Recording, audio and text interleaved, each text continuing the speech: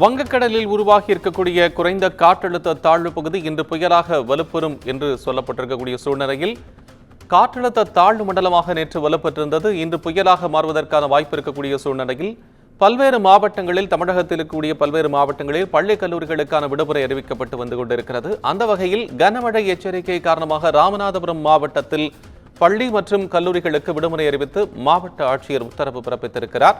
ஏற்கனவே 8 மாவட்டங்களுக்கு பள்ளி கல்லூரிகளுக்கு விடுமுறை அறிவிக்கப்பட்டிருந்த சூழ்நிலையில் தற்போது மேலும் ஒரு கூடுதலாக ராமநாதபுரம் மாவட்டத்திற்கும் பள்ளி மற்றும் கல்லூரிகளுக்கு விடுமுறை அறிவித்து அந்த மாவட்ட ஆட்சியர் உத்தரவு பிறப்பித்திருக்கிறார்.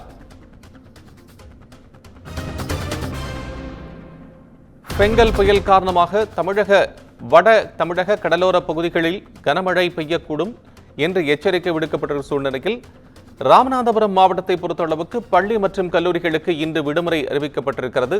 மாவட்ட ஆட்சியர் இந்த உத்தரவினை பிறப்பித்திருக்கிறார்.